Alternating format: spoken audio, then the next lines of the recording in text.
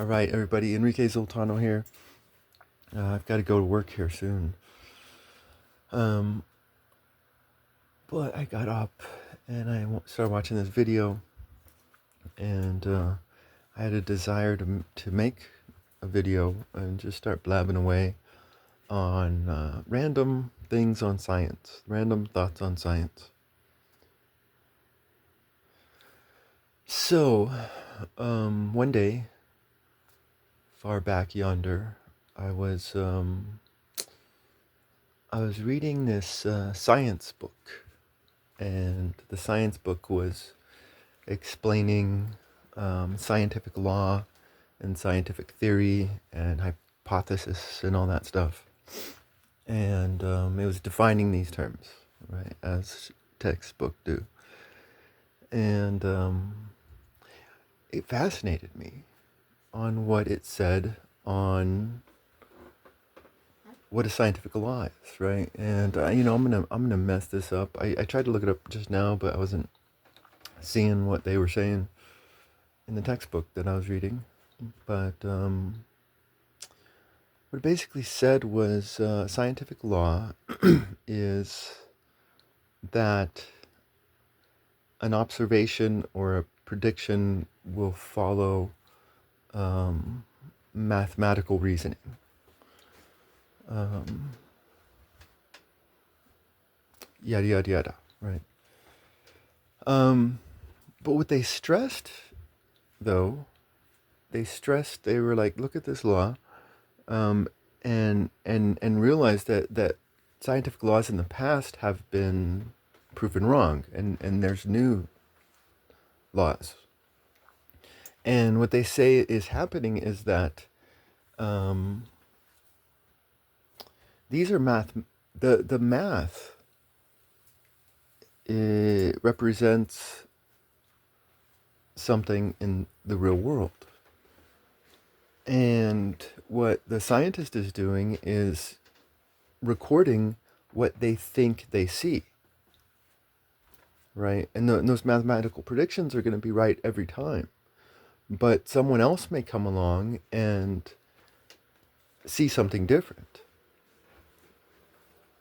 And then, you know, the laws now change, or the science changes. And one of the reasons it was stressing this was they're basically saying, question everything as a scientist.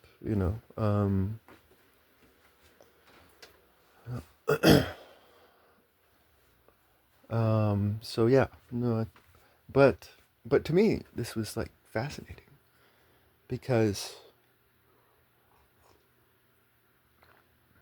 I mean this was basically a science book saying that truth is really not able to be captured, right? Like math. Math is the only vehicle that we have to try to capture truth, right? But as this science book, I think, would point out, it ultimately fails.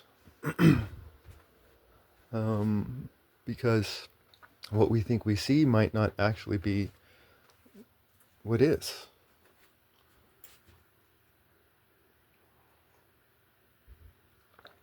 Um, and I think this plays out in the legal world too, right? Um, I mean, recently I learned about, I guess it's called the Rashomon effect or whatever. But that's like if you have something that happens and you have 13 people who see it, you have 13 different stories, right?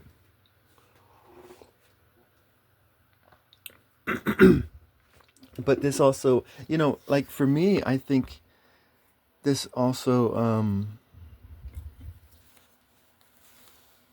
goes to like something like reasonable doubt, right?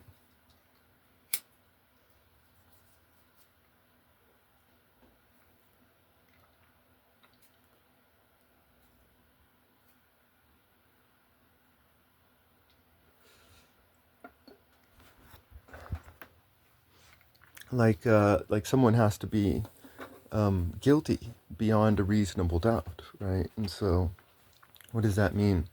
Like I guess here you have um, reasonable doubt, but your pronouncement of his guilt has to go beyond the reasonable doubt. So here's your pronouncement of guilt, and it's but why do they have to qualify doubt, right? Why do they have to qualify doubt?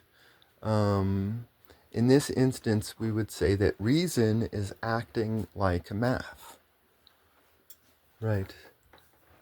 Um, reason is the vehicle that we use to try to touch or capture truth. But there's this, I guess the legal people, maybe I'm wrong, but the legal people would agree, I think. Um, because, I think there's this uh, presumption, maybe, that you're still gonna have doubt because you weren't there, right? And since you weren't there, um, you don't know what happened. And even if you are there, you don't know every little thing that's going down. You don't. So, anyways, but that's weird, I guess, to me. Um, what's weird is that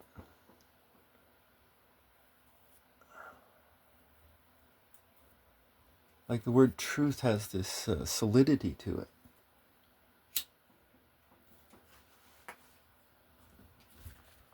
But in our experience, truth is more mysterious. Um,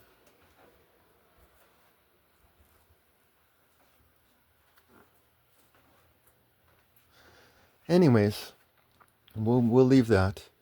And again, this is random things on science, and so one thing that I want to say is that if there's no math, then it's not science, right? And it's like, Freud has no math in him. There's a lot of so-called psychology out there, and there is some scientific psychology, and that stuff's really cool. And psychology is pretty cool too. But psychology is not a science. It's it's philosophy basically. Philosophy posing as a science, right? And you can have there's interesting psychological discussions, right? But yeah, no, if there's no math, it's not a science. So there's a lot of anyways, statistics.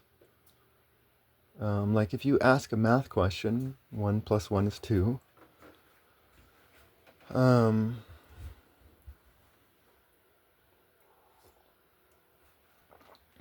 you get an answer, right? But with statistics, it seems to me that if you ask a question, statistics won't give you an answer. But the cool thing about statistics, it'll give you a range, right? Um,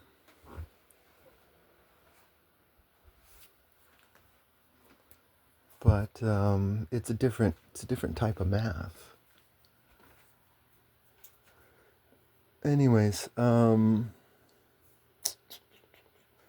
last thing I guess would just be, I heard people talking about recently, 1 times 1 is 2, right? Or something like that.